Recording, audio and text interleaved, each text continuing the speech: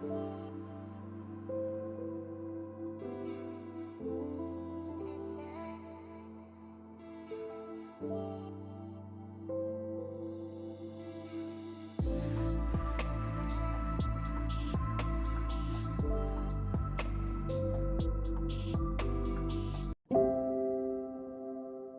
Krishna. Welcome you all in the class. आज की class में आप सबका बहुत बहुत स्वागत है। भगवत गीता आज हमें पढ़ना है चैप्टर 7 श्लोका नंबर 19।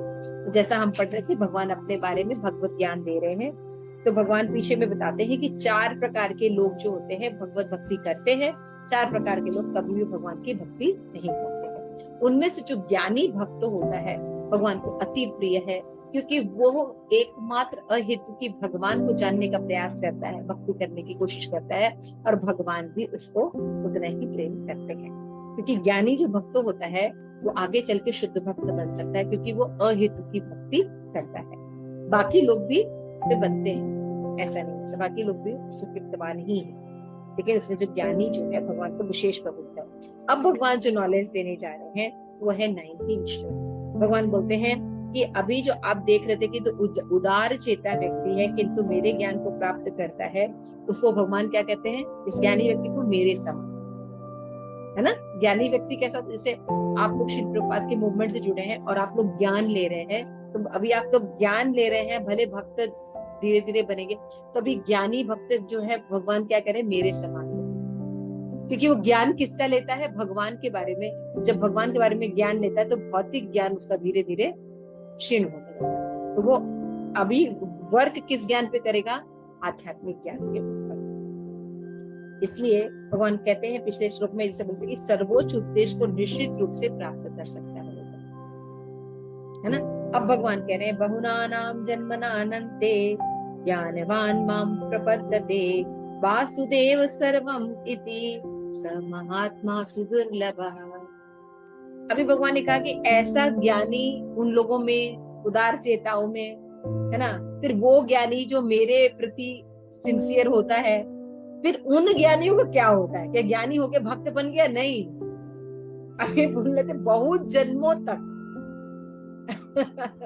जब वो भक्ति करेगा, और कैसी भक्ति करेगा कि वासुदेव सर्वम इति, बस ये सीखना है उसको। कितने जन्म में लगेंगे? बहुनानाम जन्म। जैसे आपने भागवतम पढ़ा और आपको किसी ने बोला कि Krishna is the supreme personality of God head, तो हमने स्वीकार कर लिया, ठीक है ना। कम से कम यहाँ पे जितने उपस्थित हैं सब, है ना, स्वीकार कर लिया। ज्यादा हमें टेंशन नहीं हुई ना कि नहीं नहीं ये नहीं है। ऐसा हुआ था राजेश्वरी? कुछ पता ही नहीं था तो जो बोला उस स्वीकार कर लिया। ऐसा ही है ना प्रिया, गुलकेश्वरी, नरसिंह, यमुना, ऐसा ही है ना। क्या बोला हमने एक्सेप्ट कर लिया, ठीक है ना, क्योंकि हमारे पास कुछ था ही नहीं पीछे, तो वेरी इजी टू एक्सेप्ट। नहीं, ऐसा नहीं है। हमने बहुत जन्म बिताए हैं, बहुत जन्म बिताए हैं और बहुत काम किए हैं, बहुत बड़े बड़े काम किए हुए हैं, है ना। कोई भी पाखंड छोड़ा नहीं है ना। लेकिन कहीं भक्ति में थोड़ा सा ज्ञान में इच्छा होगी या कुछ होगा, तो आज जब ज्ञान दिया जा रहा है कि कृष्णस्तु भगवान स्वयं, हमने 1 मिनट में एक्सेप्ट कर लिया। इसका प्रूफ कैसे है? कि जब आप प्रचार करने जाइए और किसी व्यक्ति से भगवद गीता या भागवतम ने इस सिद्धांत को एस्टैब्लिश करने के लिए बोली, जो देवी देवताओं से काम, देवी देवताओं के भक्त हैं, तो कितना मुश्किल है उनके लिए। आप सब एक्सपीरियंस किए होंगे, राइट? तो कितना मुश्किल है, कितना मुश्किल है इसलिए भगवान कह रहे हैं ऐसा ज्ञानी जब सकाम से भक्ति को छोड़कर निष्काम भक्ति ज्ञानी होता है, निष्काम ज्ञानी के बाद कुछ कुछ 1-2% कहीं कहीं नॉलेज मिलता है, फिर कहीं कहीं वो ज्ञान ग्रहण करता है, बहुत जन्म तक जो करता है, और कैसा ज्ञान गाता है, ज्ञान प्राप्त करता है कि वासुदेव सर्वमिति, वासुदेव ही सब कुछ है, सभी के स्रोत सब कुछ कौन है? वासुदेव। ये ज्ञान प्राप्त कर लेता है, तब वो महात्मा बन जाता है। और ऐसा महात्मा सुदुर्लभ, यानी आप लोग सुदुर्लभ है ना। अब सोचिए, आपने इतना सफर प्रभुपाद की कृपा से तय कर लिया, ठीक है ना। सुदुर्लभ आप होके कम से कम इस कॉन्शियसनेस में आए, ऐसे ही वेस्ट कर देंगे? कम से कम मध्यम अधिकारी बने, ठीक है? कम से कम हमेशा प्रयास कीजिए कि आप मध्यम अधिकारी बने, ठीक है? ठीक है राजेश्वरी? तो ये सब नॉलेज हमेशा रखिए अपने पास, है ना, कि कभी कभी कोई ऐसी सिचुएशन आ जाए कि हम संग ना मिले, तो हमेशा ध्यान रहे मध्यम अधिकारी हमें बनना है। तो कलाएं हमने सीख ली है, अपनी रिपोर्टिंग अपने आप करते रहे, देखते रहे, शास्त्र के साथ अपने आप को चेक करते रहे, और जब भी कभी भगवान से प्रे करें कि भगवान शुद्ध भक्तों का एसोसिएशन होता रहे, ताकि हम अच्छे भक्त बनते रहे, हम सुडो भक्त एटलीस्ट ना बने, है ना? तो ये जो है सबसे बड़ी सेवा है। क्यों? क्योंकि भगवान कह रहे बहुना नाम जन्मनानंते ज्ञान वाम प्रपद्यन्ते वासुदेव सर्वमिति। केवल इतनी सी बात जानने में उतना जन्म लग जाता है, और ऐसा महात्मा सुदुर्लभ है। या फिर दुर्लभ शब्द जो है ये संस्कृत वर्ड है, लेकिन इसके आगे सु लगा है, प्रीफिक्स। आप जानते हैं प्रीफिक्स? तो प्रीफिक्स जो है ये क्या है? सु। सु लगाने का मतलब वेरी वेरी डिफिकल्ट, है ना?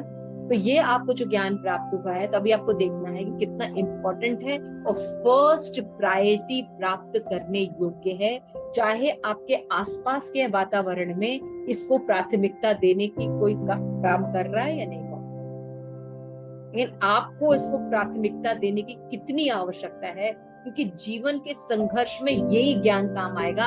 आप बाकी जो ज्ञान लेके चल रहे हैं काम नहीं है। आज पढ़ते हैं, अनेक जन्म जन्मांतर के बाद जिसने सचमुच ज्ञान होता है, वह मुझे समस्त कारणों का कारण जानकर मेरी शरण में आता है। ऐसा महात्मा अत्यंत दुर्लभ है। तात्पर्य यमुना पढ़िए, इंग्लिश है ओके। राजेश्वरी पढ़िए। तात्पर्य श्रील प्रभुपाद के द्वारा श्रील प्रभुपाद की जय। भक्ति या दिव्य अनुष्ठानों को करता हुआ जीव अनेक जन्मों के पश्चात इस दिव्य ज्ञान को प्राप्त कर सकता है कि आत्म साक्षात्कार का चरम लक्ष्य श्री भगवान है।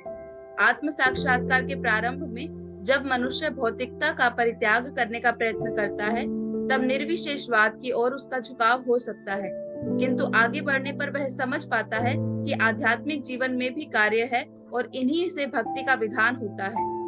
इसकी अनुभूति होने पर वह भगवान के प्रति आसक्त हो जाता है और उनकी शरण ग्रहण कर लेता है। इस अवसर पर वह समझ सकता है कि श्री कृष्ण की कृपा ही सर्वस्व है, वे ही सब कारणों के कारण हैं, और यह जगत उनसे स्वतंत्र नहीं है। वह इस भौतिक जगत को आध्यात्मिक विविधताओं का विकृत प्रतिबिंब मानता है और अनुभव करता है कि प्रत्येक वस्तु का परमेश्वर कृष्ण से संबंध है। इस प्रकार वह प्रत्येक वस्तु को वासुदेव श्री कृष्ण से संबंधित समझता है। इस प्रकार की वासुदेवमयी व्यापक दृष्टि होने पर भगवान कृष्ण को परम लक्ष्य मानकर शरणागति प्राप्त होती है। ऐसे शरणागत महात्मा दुर्लभ हैं। इस श्लोक की सुंदर व्याख्या श्वेताश्वर उपनिषद में 3.14 and 15 मिलती है।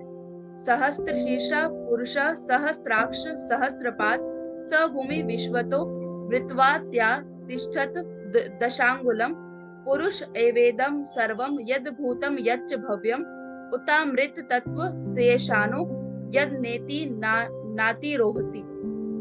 छांदोग्य उपनिषद 5.1.15 में कहा गया है, न वे वाचो न चक्षुषी न श्रोत्राणि न मनांसीत्या चक्षते प्राणिति एवा चक्षते प्राणो हिवेति एवितानि सर्वाणि भवन्ति। जीव के शरीर की बोलने की शक्ति, देखने की शक्ति, सुनने की शक्ति, सोचने की शक्ति ही प्रधान नहीं है। समस्त कार्यों का केंद्र बिंदु तो यह जीवन प्राण है। इसी प्रकार भगवान वासुदेव या भगवान श्री कृष्ण ही समस्त पदार्थों में मूल सत्ता है। इस देह में बोलने, देखने, सुनने और सोचने तक आदि की शक्तियां हैं, किंतु यदि वे भगवान से संबंधित ना हो तो ये सभी व्यर्थ हैं। वासुदेव सर्वव्यापी हैं और प्रत्येक वस्तु वासुदेव है। अतः भक्त पूर्ण ज्ञान में रहकर शरण ग्रहण करता है। तुलनार्थ भगवद गीता 7.17 तथा 11.40।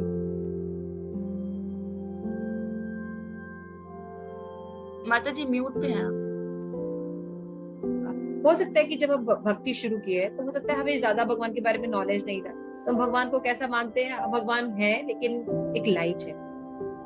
फिर आगे चल के जैसे हमें थोड़ा सा ज्ञान होता है, तो हाँ भगवान है लेकिन निर्विशेष, ऐसा कुछ ज्ञान। लेकिन जब हम भक्तों का एसोसिएशन करते हैं और वापस ज्ञान लेते रहते हैं, तो जब वो तर्क देते हैं, शास्त्रों से बताते हैं कि भगवान साकार कैसे नहीं हो सकते, अगर भगवान पूर्ण है तो उनको साकार भी होना पड़ेगा, है ना। तो भगवान एक साथ साकार और निराकार होंगे तभी वो ईश्वर कहला सकते हैं, क्योंकि वो श्रेष्ठ है। And this is the beautiful explanation given by Srila Prabhupada in Ishopanishad. ओम पूर्णमदा पूर्णमिदं पूर्णात् पूर्णमुदच्यते पूर्णस्य पूर्णमादाय पूर्णमेवावशिष्यते। ईशोपनिषद के इस शुरू वाले मंत्र में ही एक्सप्लेन किया गया है कि भगवान पूर्ण है, उनसे निकलने वाली जितनी शक्तियां हैं वो भी पूर्ण होती हैं, और उनसे इतनी चीजें निकलती हैं तब भी भगवान पूर्ण बने रहते। नया हम लोग जैसे कोई भी चीज है भौतिक जगत में, अगर उसमें से पार्ट्स निकालते जाओ तो वो चीज का एग्जिस्टेंस खत्म हो जाता है, ये एक्सपीरियंस है। लेकिन भगवान के साथ ये अप्लाई नहीं होता। भगवान पूर्ण है, उनसे निकलने वाली जो भी चीज है, मटेरियल जगत हो कुछ भी, वो अपने आप में पूर्ण रहती है, और इतनी चीजें निकलने पर भी भगवान वापस पूर्ण बने रहते, है ना। तो जब भगवान सब है, भगवान सब कुछ है, सबसे सर्वश्रेष्ठ है, तो भगवान अगर साकार नहीं तो मतलब उनके अंदर एक कमी आ गई ना, तो सर्वश्रेष्ठ कैसे हो सकते। और यदि हम केवल कहते कि भगवान निराकार है तब भी हम भगवान को डिनाई करते, और केवल ये कहते कि भगवान साकार है तब भी वो भगवान नहीं हो पाएंगे। जब भगवान की डेफिनेशन ये होगी कि भगवान एक साथ साकार और निराकार दोनों हैं, तब जाके भगवान की बात भगवत्ता सिद्ध होती है। तो भगवान जो है निर्विशेष ब्रह्म के रूप में निराकार है ना। भगवान के शरीर से जो प्रकाश निकलता है वही निर्विशेष ब्रह्म है, और सूर्य चंद्रमा के रूप में हमें दिखाई देता है। तो ये जो है भगवान का निर्विशेष फॉर्म है ना। भगवान क्या कहते हैं, फूलों में गंध में, ये निर्विशेष फॉर्म है ना। समझ रहे हैं आप, ये सब जो भगवान का निर्विशेष ब्रह्म है, भगवान का फॉर्म है। लेकिन जो भगवान का एक साकार रूप भी है कृष्ण के रूप में, और ये दोनों विद्यमान कैसे रहता है भगवान में, एक से। तो जैसे जैसे हम भक्तों को पढ़ते हैं तो इस अचिंत्य भेदा भेद तत्व जो कि स्वयं श्री चैतन्य महाप्रभु ने इसको एस्टैब्लिश किया, इसके पहले ये सिद्धांत नहीं। आप अगर देखिएगा ध्यान से तो क्या क्या है, जैसे अद्वैतवाद, द्वैतवाद, विशिष्ट अद्वैतवाद पढ़ा है ना। इन सब के आगे क्या वर्ड लगा रहता है, वाद, मीन्स ये डिस्कशन के पॉइंट है। लेकिन जब चैतन्य महाप्रभु ने सिद्धांत दिया वो है अचिंत भेदा भेद तत्व। यह वाद नहीं है, ये तत्व है, ये नॉलेज है। अचिंत भेदा भेद कि भगवान जो है वो एक साथ जीव से एक भी है और अभिन्न भी, ये क्वालिटी एक साथ पाई जाती है भगवान के साथ, है ना। तो जब हम भगवान की भक्ति करते हैं तो ये वासुदेव ही सब कारणों के कारण है, और ये नॉलेज जो है क्लियर होता है, और हम सर्वश्रेष्ठ भगवान को जो ईश्वर के रूप में, भगवान के रूप में हम स्वीकार करते। और ये ज्ञानी जो होंगे वो इजिली भक्तों के संपर्क में आने के बाद एक्सेप्ट करते हैं। कैसे एक्सेप्ट करते हैं, तर्क के, शास्त्र के तर्क के आधार पर, शास्त्रीय विश्वास के आधार पर ये तय करते हैं, मेंटल स्पेकुलेशन से नहीं करते हैं, क्योंकि ज्ञानी है। ठीक है, क्लियर हो रही है प्रिया, सिंपल थ्योरी। ओके, उसके बाद श्री प्रभुपाद कह रहे हैं कि इस प्रकार प्रत्येक वस्तु को वासुदेव कृष्ण से संबंधित समझता है। वासुदेव व्यापक दृष्टि होने पर भगवान कृष्ण को परम लक्ष्य मानकर उनके प्रति क्या होता है, हम भगवान के हैं, सब भगवान के हैं, तो क्या करेगा वो, भगवान की शरणागत स्वीकार कर लेगा, तुरंत स्वीकार करता है ना। तो इस तरह से हम देखते हैं कि बहुत जन्म के बाद ही जब उसको ज्ञान प्राप्त हो जाता है कि सर्व कारण भगवान। और श्री प्रभुपाद का बड़ा सुंदर लेक्चर है न्यूयॉर्क में 1966। तो श्री प्रभुपाद कहते हैं कि this research work about the science of God has to be prosecuted birth after birth, बहुना नाम जन्म। After many birth, God realization is very easy, but at the same time it is very difficult. ठीक है, सर्वम, मैंने क्या बोला, वासुदेव सर्वमिति, कितना सिंपल लगता है, किसी ने कहा कृष्णस्तु भगवान से, हमने एक्सेप्ट कर लिया। लेकिन ये इतना ही थ्योरी नहीं, इसको एक्सेप्ट करने में बहुत जन्म लगता है। तो हमारे लिए क्या नॉलेज है कि जब हम प्रीच करते हैं, कोई एक्सेप्ट नहीं कर रहा है, तो हमें समझना चाहिए कि वो व्यक्ति अभी तैयार नहीं है इसको एक्सेप्ट करने के लिए। तो उसके उसके लेवल पर ही कम से कम कुछ सेट कर देना चाहिए, ताकि वो धीरे धीरे प्रगति कर ले। किसी तरह जुड़ा रहे भक्तों से, तो धीरे धीरे प्रगति करेगा। क्यों? क्योंकि इस बात को एक्सेप्ट करने के लिए बहुत जन्म लगते हैं, और ये कृपा से ही एक्सेप्ट हो सकता है। ठीक है ना? तो ये थोड़ा सा हमारे लिए उपादेय चीज है। फिर शिल प्रपात करे बहुना नाम जन्मनन्ते, there are different kinds of transcendentalist, they are called तत्ववादीज। तत्वविद means one who know the absolute truth. In the Srimad Bhagavatam it is said वदंती तत्वविदम तत्वम। ये तत्वविदम तत्वम is a transcendentalist, and according to them that ब्रह्मेति परमातेति भगवानिति शब्द है। ये जो तत्व ज्ञानी लोग जानते हैं कि जो 3 स्टेजेस है भगवान की, ब्रह्म, परमात्मा और भगवान, ये तीनों स्टेज जो है इसमें हाईएस्ट है भगवान। वासुदेव सर्वमिति, ये हाईएस्ट है। समझ रहे हैं ये ज्ञान कैसा है? हाईएस्ट। मैं आप लोगों को समझा पा रही हूँ? It's okay. Okay. There are 3 angles of vision. Here is Bhagavad Gita. Lord Krishna say, "Bahuna nam janmananante jnanvamma prapadante." There are so many transcendentalists who are trying to realize the supreme truth. There are many different kind of spiritual process, and they have been analyzed into 3 groups. What are they? The first are impersonalist, yani Brahmavadi. The impersonalist Brahmavadi realize the Brahma Jyoti, and the yogi realize the super soul, है ना? But the Ishwar, the supreme Lord, is only known fully by the pure devotee, भगवान।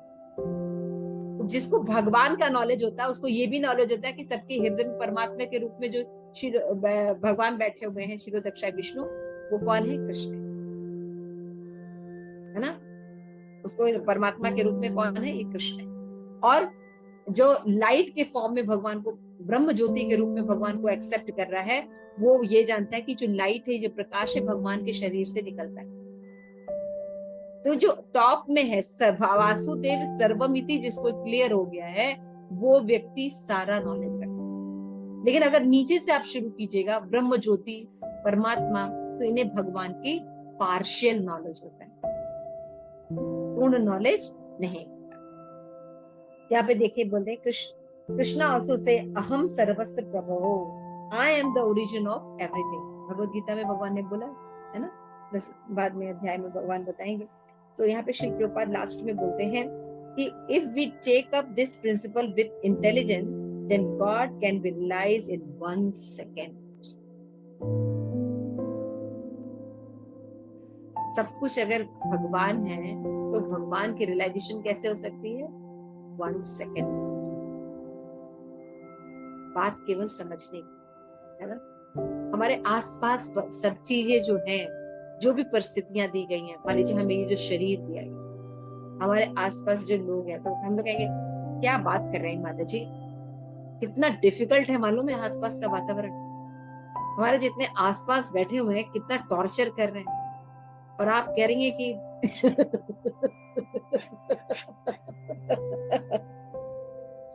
हैं, आप कह रहे हैं कि सब सब सब सही सही कैसे है?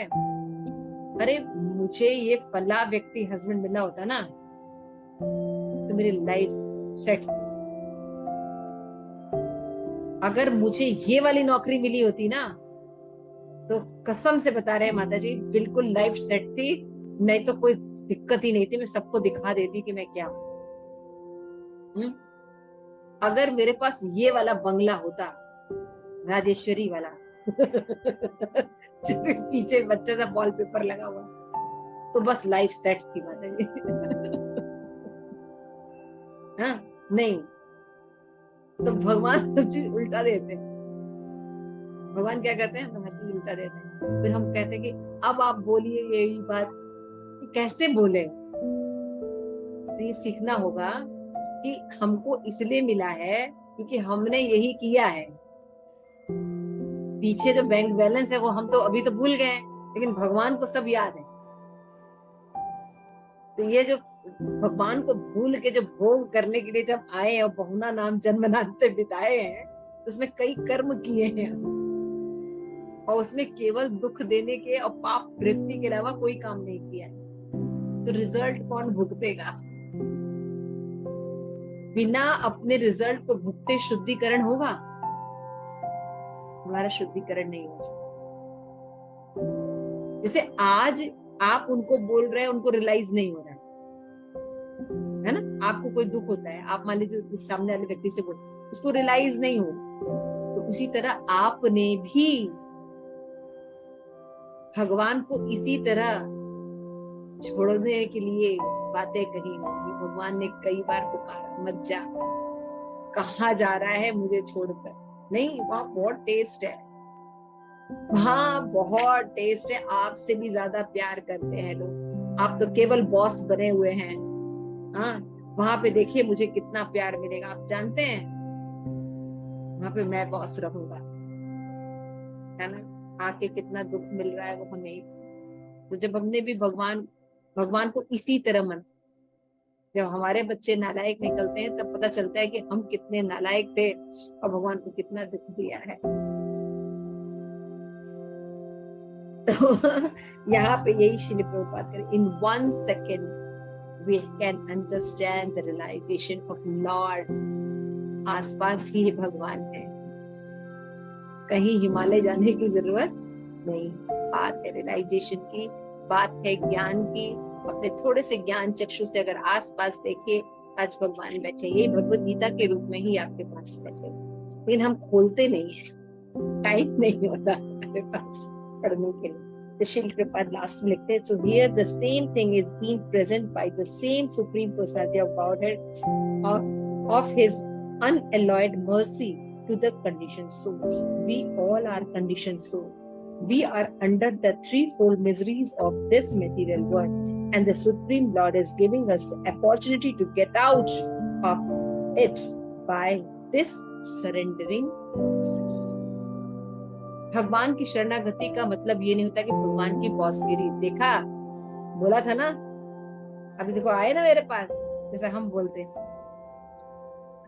मान लीजिए आपका बच्चा नालायक था, अब उसको समझ में आ गया, वो वापस आया, फिर बोला सॉरी मम्मी, मुझे बहुत दिक्कत हुई, आप सही थी बहुत चीजों में। देखा, बोला था ना तुझे ये चीज गलत थी। लेकिन भगवान ऐसा नहीं बोलते।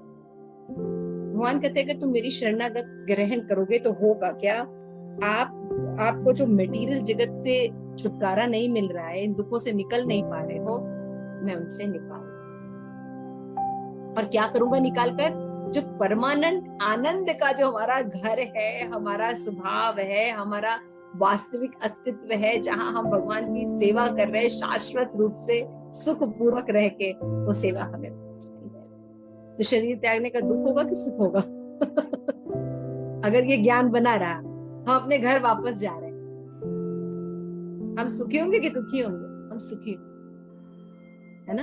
ये बात ज्ञान की है। अगर ज्ञान रहा तो हम हमेशा सुखपूर्वक रह सकते हैं। तो शील प्रभुपाद यहाँ पे यही बता रहे कि बहुना नाम, जो भगवान भी यहाँ पे बता रहे, लेकिन ऐसा ज्ञानी, हाँ, कि मृत्यु जैसा दुख पड़े या कोई भी दुख पड़े, इसीलिए मैंने एक एग्जाम्पल दिया सत्यदत्त मुनि का, है ना, कि सब कुछ प्रलय का मतलब समझते हैं आप लोग? कभी एहसास करके देखिए, कभी बाढ़ आ रही है, पूरा सब कुछ डूब रहा, and you are state of mind, आपका सेट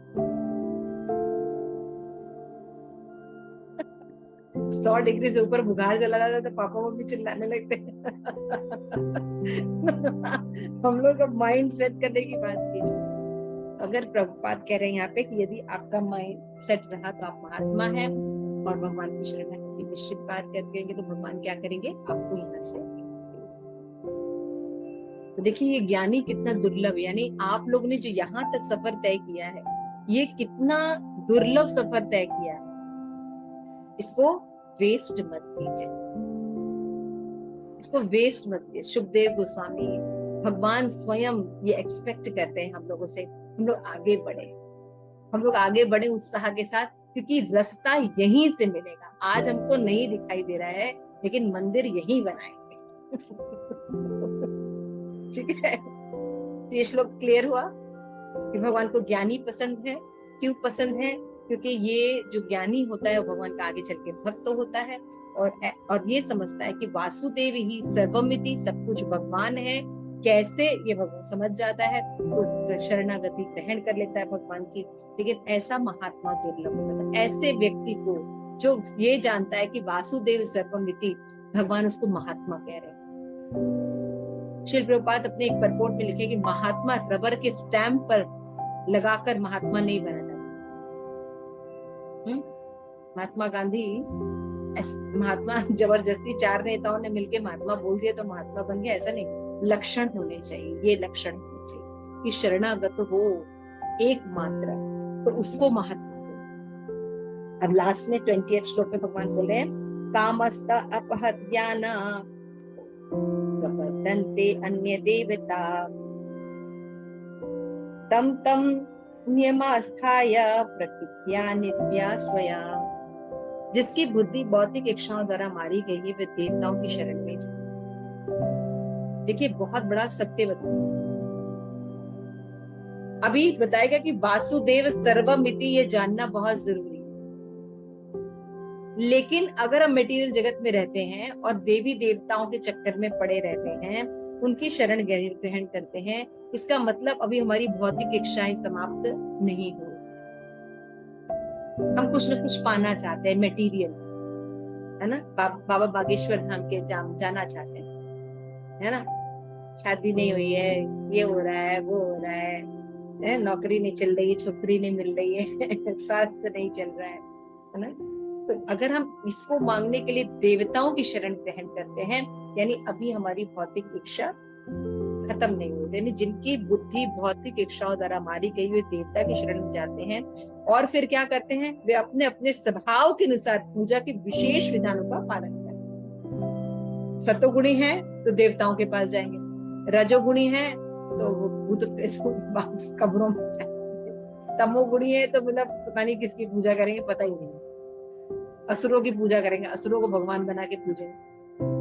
रजोगुणी बहुत ही विशेष होते हैं, पता नहीं कौन कौन भगवान बन जाते हैं, कहाँ चले जाते हैं, कुछ भी करते हैं। तो अपने स्वभाव की प्रकृति के जो भी गुण रहता है, उसके स्वभाव के साथ भी चुनते हैं। तो जो देवताओं की शास्त्र के हिसाब से वर्शिप करते हैं, वो सत्वगुणी होते हैं। यह आप समझ के देखिए, यानी जो हमारे देवता हैं, दुर्गा जी हैं, गणेश जी हैं, सरस्वती है ना, इन सब के जो शास्त्र में जो देवता बताए गए, उनको शास्त्रीय विधि से जो पूजा करते हैं, वो सत्वगुणी होते हैं। अब इसी में भगवान आगे चल के भगवत गीता में बताएंगे, है ना। तो यहाँ पे तात्पर्य पढ़ते हैं। यस, कौन रीडिंग करेगा? नरसिंह थोड़ा सा करो।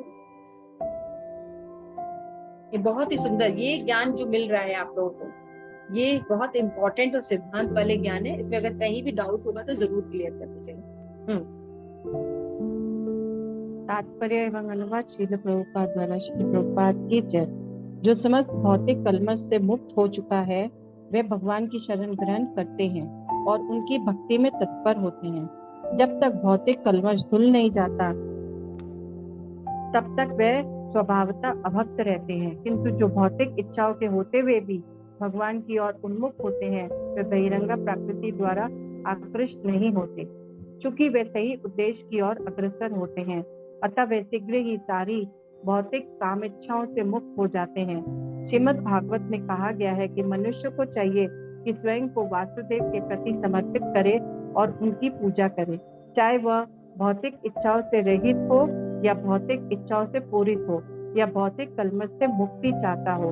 जैसा कि भागवत में 2.3.10 कहा गया है, अकाम सर्व कामो वा मोक्ष काम उदारति तीव्रेन भक्ति योगेन यजते पुरुषाम परम। जो अल्पज्ञ है तथा जिन्होंने अपनी आध्यात्मिक चेतना खो दी है, वे भौतिक इच्छाओं की अविलंब पूर्ति के लिए देवताओं की शरण में जाते हैं। सामान्यतः ऐसे लोग भगवान की शरण में नहीं जाते क्योंकि वे निम्नतर गुणों वाले हैं, रजो तथा तमोगुण होते हैं। अतः वे विभिन्न देवताओं की पूजा करते हैं। वे पूजा की विधि विधानों का पालन करने में ही प्रसन्न रहते हैं। देवताओं के पूजक छोटी छोटी इच्छाओं के द्वारा प्रेरित होते हैं और यह नहीं जानते कि परम लक्ष्य तक किस प्रकार पहुंचा जाए। किंतु भगवत भक्त कभी भी पथभ्रष्ट नहीं होता, क्योंकि वैदिक साहित्य में विभिन्न उद्देश्य के लिए भिन्न भिन्न देवताओं की पूजन का विधान है।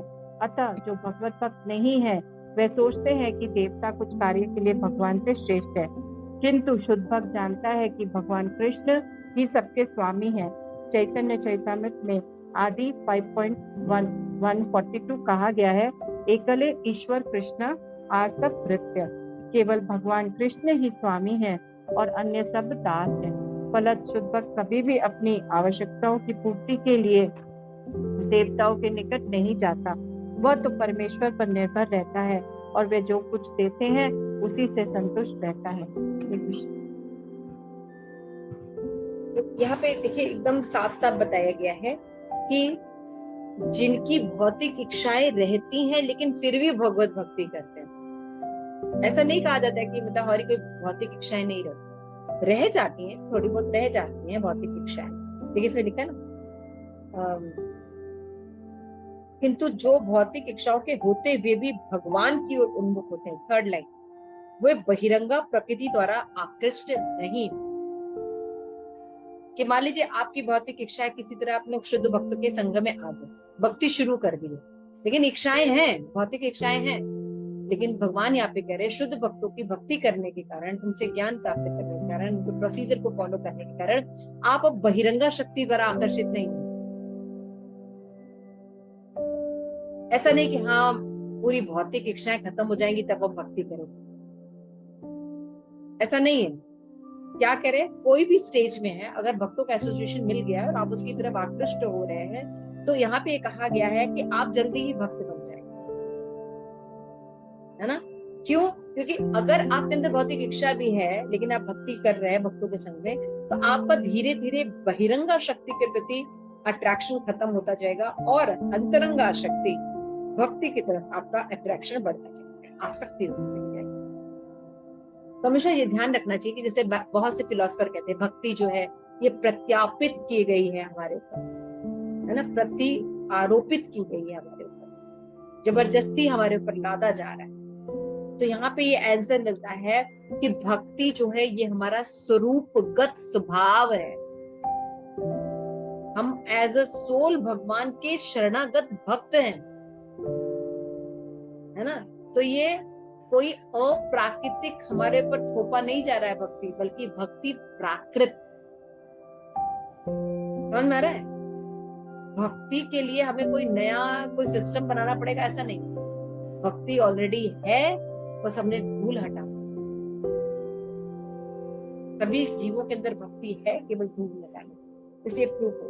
इसलिए श्रील प्रभुपाद बताते हैं कि लेकिन अगर जिसको ये बात समझ में नहीं आती कि सब कुछ भगवान प्रोवाइड कर रहे हैं, सब कुछ भगवान दे रहे हैं, हमेशा भगवान देवताओं को भी नरिश कर रहे हैं, ये देखकर भी जो देवी देवताओं की तरफ ही अट्रैक्ट होता है वो अल्प बुद्धि वाला होता है। अभी भगवान ये भी एक्सप्लेन करेंगे। तो यहाँ पे भगवान ने एकदम बता दिया कि जिसकी बुद्धि भौतिक इच्छा द्वारा मारी जाती है वो देवता के शरण में जाते हैं और फिर क्या करते हैं, अपने अपने स्वभाव के अनुसार विभिन्न प्रकार के देवताओं को ग्रहण करते हैं। श्री प्रभुपाद ने एक बड़ा अच्छा न्यूयॉर्क में जब 1966 में इस पे लेक्चर दिया था, तो एक बड़ा अच्छा पॉइंट रेज किया है कि क्वेश्चन में be raised that if the supreme personality is the ultimate goal and one has to surrender him, then why are there so many different processes of worshipping in the world? अगर भगवत भक्ति करना ही सब कुछ है, वासुदेवम सर्वमिति, तो फिर इतने देवी देवताओं की भक्ति का रीजन क्यों रखा? इतनी देवी देवताओं की वर्शिप का विधान क्यों बनाया?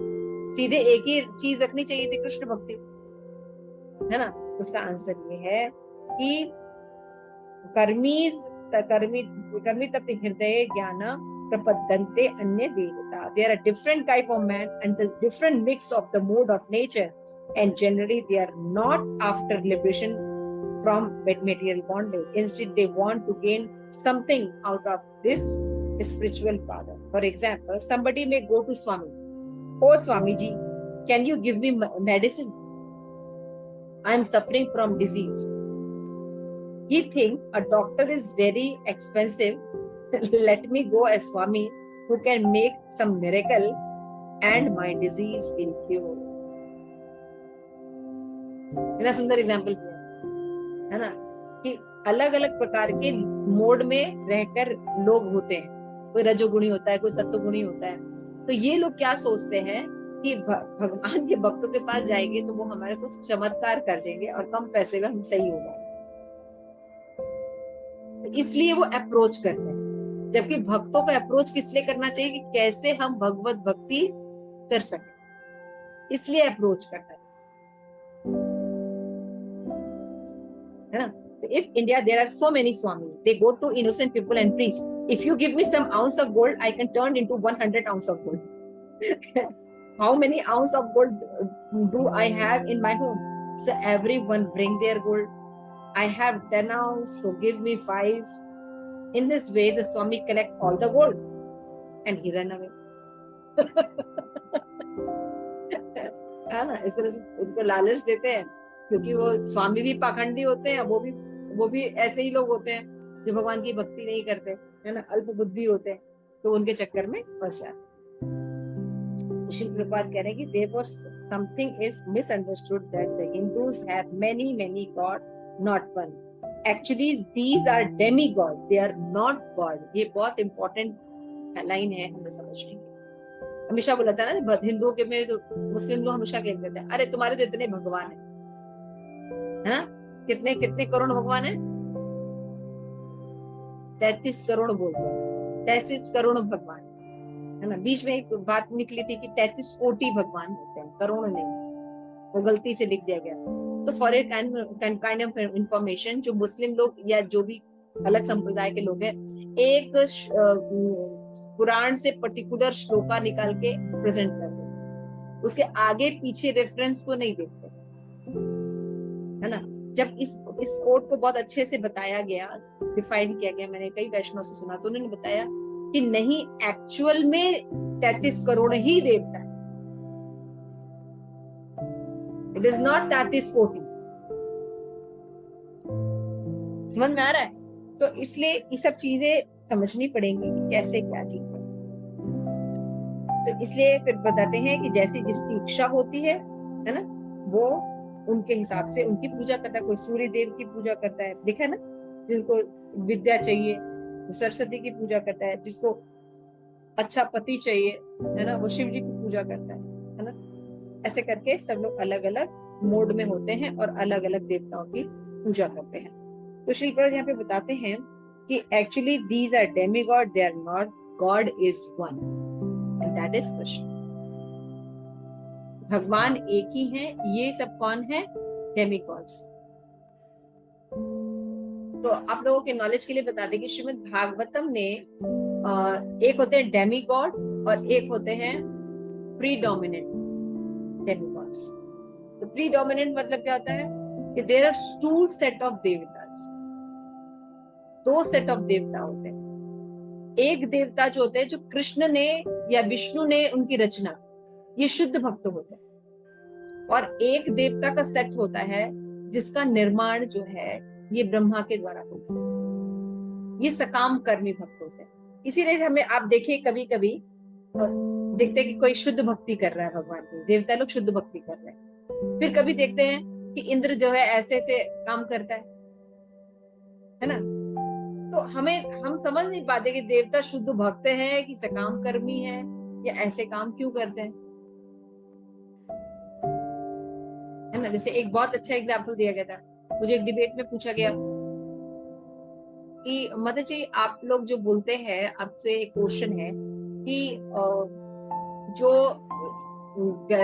अपनी बहन के साथ शादी कर लेना या अपनी ही बेटी के साथ रिलेशन रखना, ये तो ब्रह्मा जी के द्वारा शुरू किया गया, आपके वेदों में लिखा हुआ है ये सब चीज।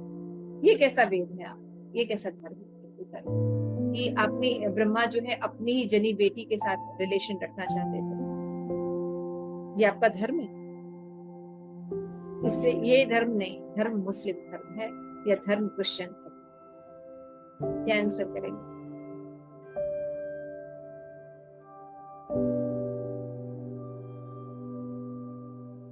आधे से अधिक तो सर्वसार हो जाएंगे। अरे माता जी, वो अचिंत्य भेदा भेद बोलते हैं, एक कल्प में ऐसा हुआ था ऐसे।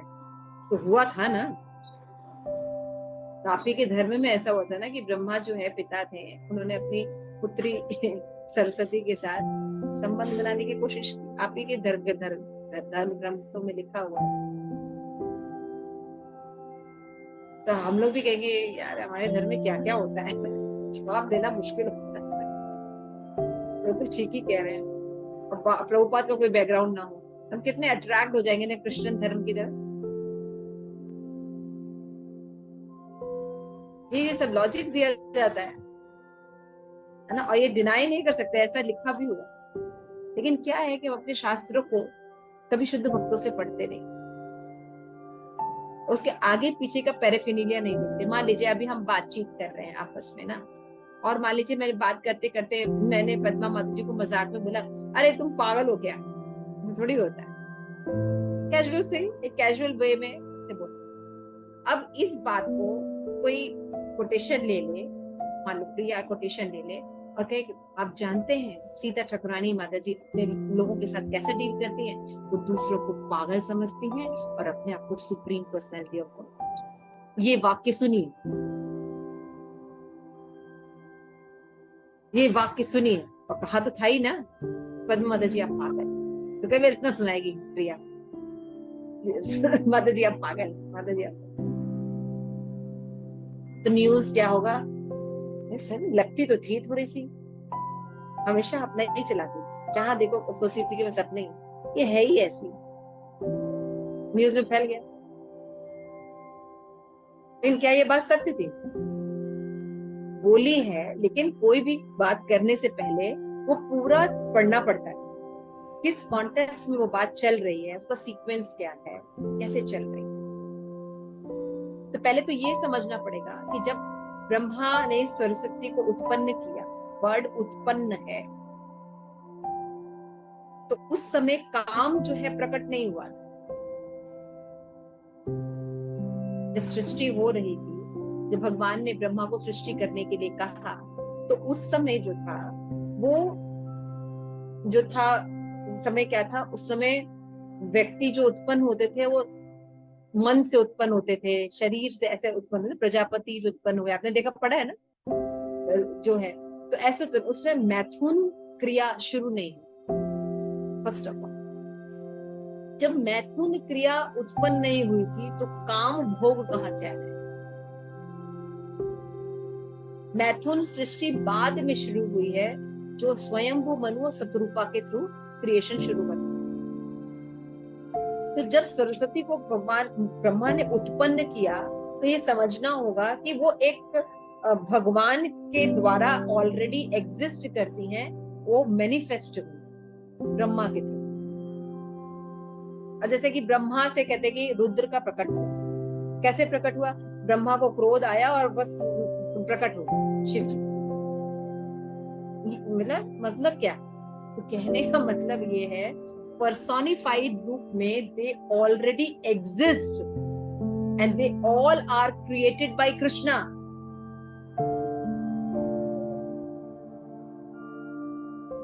बताया ना, दो तरह के डेमीगॉड्स होते हैं, they already exist. Brahma can not do anything. Brahma एक खाली माध्यम बनते थे, इंस्ट्रूमेंट बनते थे, और भगवान की जो क्रिएशन थी, क्योंकि उनको अब क्रिएशन करना था, तो हमें एक फॉर्म रूप में आना है ना। तो भगवत धाम में पढ़ते ना, भगवत धाम में हर चीज चिन्ह है, व्यक्ति के रूप में है। माँ दूध भी व्यक्ति है ना, हर चीज का रूप है। यहाँ पे हर चीज जड़ है, यहाँ पे यमुना बहती है तो जड़ दिखती है, लेकिन यमुना जड़ नहीं। भगवान के गोलोक धाम में वर्णन है कि वो सुंदर स्त्री है, दिव्य। तो भगवान के धाम में हर चीज चिन्ह है, तो भगवान के पास already everything is manifest when it is ordered भगवान के द्वारा कि अब ब्रह्मा तुम क्रिएशन करो मटेरियल वर्ल्ड में, ऐसा नहीं कि ब्रह्मा ने क्रिएट किया something. Brahma can't create anything, कर नहीं सकते। Everything is given by Krishna. वो सोच रहे थे कि ये कैसे होगा, क्या होगा, उनको छींक निकली, एक छोटा सा बराह रूप भगवान का प्रकट हो गया और फिर वो इतना बड़ा हो गया। तो कहीं बड़ा होता है ब्रह्मा के थ्रू हुआ नहीं। आप समझने की कोशिश कर रहे हैं ये चीज। तो पहले तो ये समझिए कि जब उत्पन्न होने की बात कही जाती है तो ऐसा नहीं कि काम भोग के द्वारा रिलेशन करने के बाद वो कोई चीजें उत्पन्न हो। अन्य पुराणों में ऐसा वर्णन है कि ब्रह्मा जी ने सरस्वती से विवाह किया, उनकी पत्नी के रूप में उनको बताया गया। तो पहले तो ये समझ लीजिए कि जब काम है ही नहीं, उनको उत्पन्न नहीं किया, तो बेटी कैसे हो गई। लेकिन फिर भी मानसिक रूप से भी ये बात थी, तो वो आकर्षित हुए उनकी तरफ। तो ये शिक्षा देने के लिए फिर हुआ क्या, उसके बाद का एपिसोड आपको नहीं बताते हैं। जैसे ही उनके पीछे पीछे दौड़ने लगे, उनके मन में उनके प्रति कुछ भाव आने लगे, अट्रैक्ट होने लगे सरस्वती के पीछे, तो चार कुमार और आदि जो उनके पुत्र थे उन्होंने रोका। तो ब्रह्मा को अपने ऊपर बहुत ग्लानि हुई और उसी समय उन्होंने वो शरीर त्याग दिया जो अंधेरे के रूप में, संध्या के रूप में होता है। ठीक है ना। तो ये शिक्षा देने के लिए मनुष्य योनि में कि यदि आपको कोई थॉट भी नहीं आना चाहिए कि अपनी बेटी के साथ आप संपर्क करें, थॉट भी आपके लिए नहीं आना चाहिए। और क्रिश्चियन के हिसाब से क्या है, एडम और ईव थे, दोनों ने शादी की, उनका बेटा पैदा हुआ और अपनी बहन से शादी किया। क्या कहेंगे, आपका धर्म अपना है। हमारे धर्म में बता रहा है कि थॉट में, सूक्ष्म रूप में भी आपको ये नहीं सोचना है कि अपनी बेटी के साथ आप कोई रिलेशन रखें। तो ब्रह्मा ने जिस सरस्वती के साथ विवाह किया है वो फर्स्ट सेट ऑफ सरस्वती है जिसका क्रिएशन भगवान ने किया। We don't have any knowledge about it. We don't bother about that. We can learn about our Purans. तो हर कोई आएगा हमें ऐसे ही रेला बनाएगा। और उनके सिद्धांत में होता क्या है, बुलशिट दे आर लिविंग। पशु से भी निम्न जाति है क्रिश्चियन, धर्म नहीं है, पंथ है। अब वो हमें क्या दिखा रहे हैं, हम सूक्ष्म रूप से भी भोगने को मना कर रहे हैं, वो तो स्थूल रूप से भोग रहे हैं। आपस में ही रिलेशन रख रहे हैं ना, चाहे मुस्लिम हो चाहे क्रिश्चियंस। और वो ब्लेम किसको करते हैं, इतने उच्च सनातन धर्म को जहां सूक्ष्म रूप से भी भोगने के लिए दंडनीय अपराध। ब्रह्मा ने इमीडिएट वो शरीर त्याग किया। तो आप समझ रहे हैं, सॉरी, होल थ्योरी क्या है।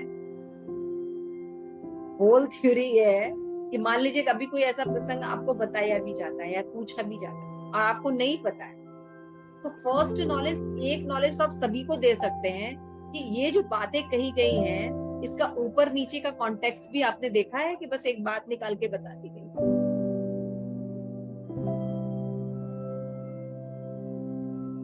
अभी आप जवाब दे पा रहे हैं।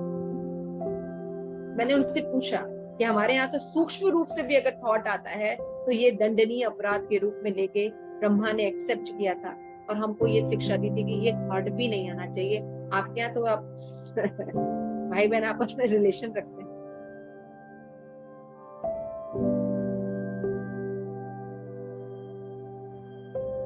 क्रिश्चियन थे और वो जवाब नहीं दे पाए। उन्होंने कभी ऐसी उम्मीद ही नहीं की थी क्योंकि आज तक वो विजयी होते रहे इंडियंस के सामने।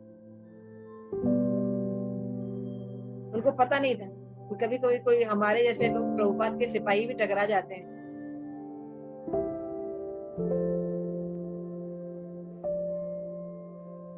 वहां जितने भी लोग थे उन्होंने मुझे थैंक्स बोला। हमने कहा थैंक्स मुझे मत बोलिए, थैंक्स श्री प्रभुपाद को बोलिए। और आप लोगों को देखना चाहिए कि कितना जरूरी है अपने धर्म के बारे में नॉलेज।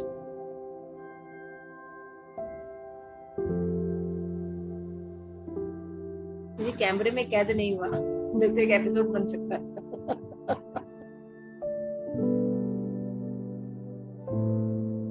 आप समझ रहे हैं सब नॉलेज कितना इम्पोर्टेंट है, कितना जरूरी है, तथ्यों को ठीक से पढ़ना कितना जरूरी है। वासुदेव सर्वम इति कैसे, है ना। तो जैसे आपने कपिल मुनि की शिक्षाएं पढ़ेंगे तो उसमें भी 3.25.32 श्लोका,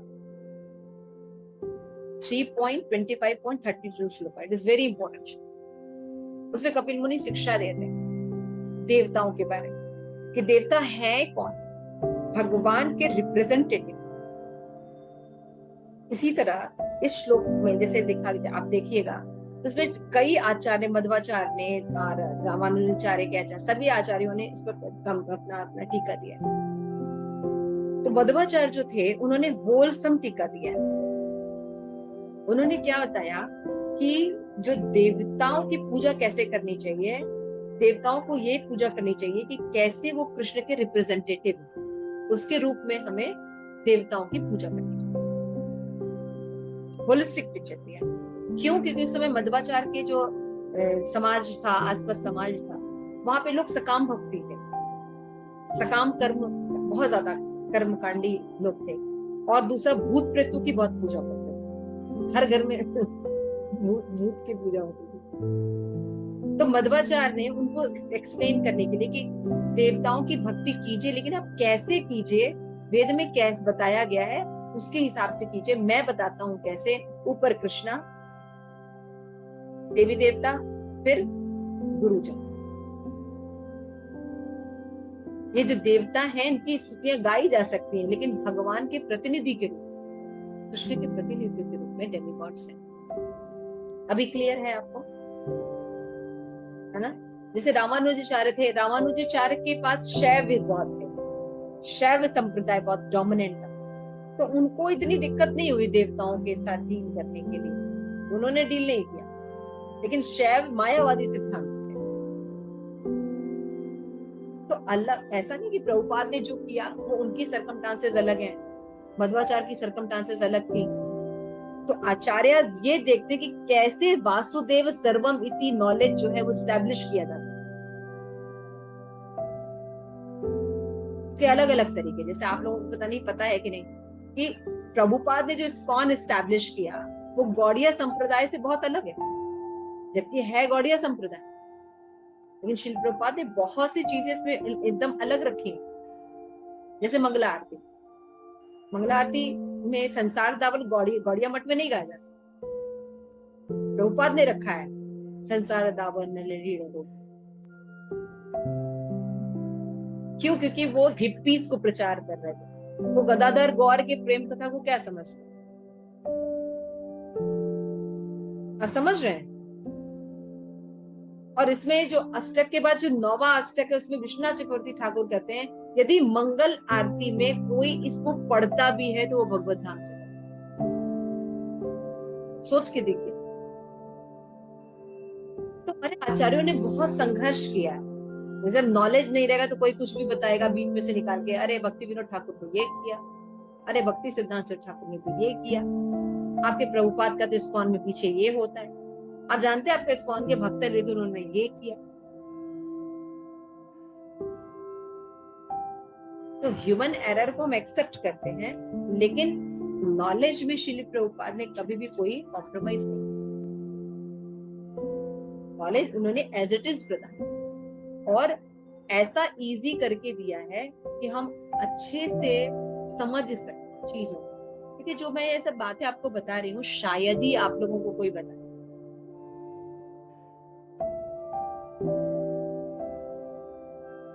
और बहुत सिंपल वे में बताया है, शायद आप लोग एक्सेप्ट भी कर पाएंगे, ये याद रखेंगे। ये बहुत इंपॉर्टेंट नॉलेज है ये सब चीजें, कि जब भी आपको कोई नेगेटिव बात बताई जाती है हमेशा ध्यान रखिए। जैसे ये मैं बीच में एक बात बोल रही थी, इसीलिए अगर कोई गुरु बनाया है आपने लक्षणों के आधार पर, तो हो सकता है उसकी कोई पोजीशन ना हो, उसकी पोजीशन छीन ली जाए, लेकिन फिर भी आपकी श्रद्धा उसे डगमगानी नहीं चाहिए, क्योंकि वो व्यक्ति सही है, क्योंकि लक्षण है उसके। कल को आपके गुरु के बारे में कोई कुछ उल्टा सीधा कहे, आधार नहीं पता। शिक्षा गुरु के बारे में कोई कुछ कहे, आधार नहीं पता, तो हमेशा ध्यान रखना चाहिए। तो जब हमारी श्रद्धा नॉर्मल हमारे गुरुओं में ठीक से नहीं है, तो भगवान में जो अलग अलग लीलाओं और ऐसी ऐसी चीजें, से मैंने ब्रह्मा और सरस्वती का एक एग्जाम्पल दिया, मतलब बंद हो जाएंगे, मुंह बंद हो जाएगा ना आपका।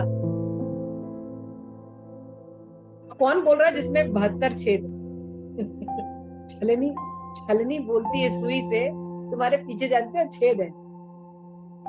छन्नी छन्नी जो होती है, चाहे छन्नी, वो सुई धागे में सुई होती है ना, उससे बोलती है जानती है सुई, अरे देखो तुम्हारे पीछे छेद है। खुद अपने अंदर कितने छेद है, छेद ही छेद है। मैं आपको बता रही हूँ, जब मैंने इनसे ये पूछा कि हमारे में तो थॉट के ऊपर भी जो है वो उसके लिए दंड रखा और हमें शिक्षा दी कि अपनी जो बहन है, अपनी बेटी है, उनके लिए सूक्ष्म रूप से भी भोगनी प्रवृत्ति आनी चाहिए। आप लोग तो करते हैं। आपके जो एडम ईव है, उनके जो बेटे हुए, उन्होंने अपनी बहन से शादी की। इसके बारे में आपका क्या कहना?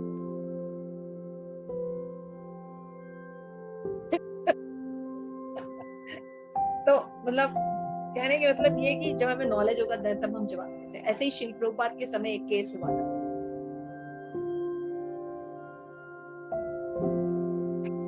नर्स ने श्रील प्रभुपाद के खिलाफ आंदोलन किया, एक केस फाइल किया कि कृष्णा के इतनी ज्यादा 16,108 लड़कियों के साथ अफेयर है और उसको गॉड के रूप में प्रेजेंट किया जाता है। ये कैसा भगवान? ये कल्ट बिल्कुल बेकार है। ऐसा कोई भगवान हो सकता है? समझिए ना क्या उन्होंने आरोप लगाया। तो श्रील प्रभुपाद ने बताया, तो प्रभुपाद ने उनको बता दिया तुम्हें ये करना। जैसे ही कोर्ट केस शुरू हुआ, तभी उन्होंने एक क्वेश्चन कहा कि मुझे एक क्वेश्चन पूछने का अधिकार दे दीजिए नर्स से। ये नर्स जो है, तो मैडम क्या बोलते हैं उनको, सिस्टर बोलते हैं, राइट? तो सिस्टर है, इनसे एक क्वेश्चन मुझे पूछना है। क्या क्वेश्चन? उन्हें बोला जब आप सिस्टर बनते हैं तो क्या ओथ लेते हैं? क्या ओथ मतलब बोलते हैं ना, क्या शपथ लेते हैं? क्या शपथ लेते हैं? उसने तुरंत लेटर लिख के वो केस विड्रॉल कर लिया। आपको पता है क्यों? जब वो ओथ लेते हैं तो वो ये ओथ लेते हैं कि आज से मैं क्या हूं? ईसा मसीह की हुई। ईसा मसीह से शादी करते हैं ना, तो मतलब ईसा मसीह की कितनी कितनी गर्लफ्रेंड्स हो गए?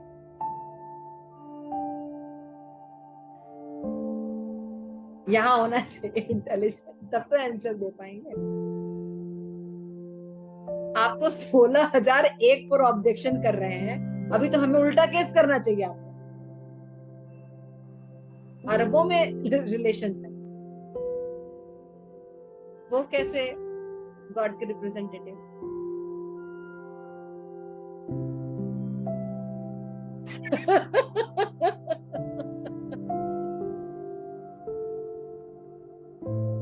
समझ रहे हैं? तो वही वाली बात है कि छलनी बोलती है सुई से कि देख तेरे पीछे एक छेद है। समझ गया? तो हमारे जो आचार्य हैं वो धर्म की रक्षा करते हैं, और यही कैसे रक्षा करते हैं कि भगवान ने जो भगवद गीता में नॉलेज दिया कि जो देवी देवताओं की पूजा करते हैं उनकी बुद्धि जो होती है भौतिक इच्छाओं द्वारा मुक्ति करती है। कुछ भी प्राप्त करेंगे यही रह जाएगा और उसका कोई वैल्यू नहीं है। शंकराचार्य तक कहते हैं भज गोविंदम भज गोविंदम भज गोविंदम मूढ़ मते। मैंने जितने नॉलेज तुमको दिए हैं कोई भी मृत्यु के समय काम नहीं आने वाले हैं, इसलिए भज गोविंदम शंकराचार्य तक कह के गए हैं। लेकिन हम इतने मूढ़ हैं कि हमें भज गोविंदम नहीं करना है ना। तो ये सब चीजें जो है चैतन्य चरितामृत में लिखा है, एकले एक कृष्ण आर सब भृत। कितना आपको कोटेशन दिया जाए। तो ये सब नॉलेज कब समझ में आता है? जब हम तीनों गुणों के ऊपर होते हैं, तीनों गुणों के ऊपर एसोसिएशन करते हैं। किसी वैष्णव का एसोसिएशन करते हैं, तब ये जो नीचे के गुण हैं इनके प्रॉब्लम दिखाई देते हैं। नहीं तो सत्वगुणी तो बहुत अच्छा लगता है, सत्वगुणी क्या कहते हैं, बहुत अच्छा है ना, लेकिन सत्वगुणी भी बंधन का। चलिए सॉरी इतना देर हो गया। श्री प्रभुपाद की जय। आप सही गौर भक्तवृंद की जय। गौर प्रेमानंदे हरि हरि बोल।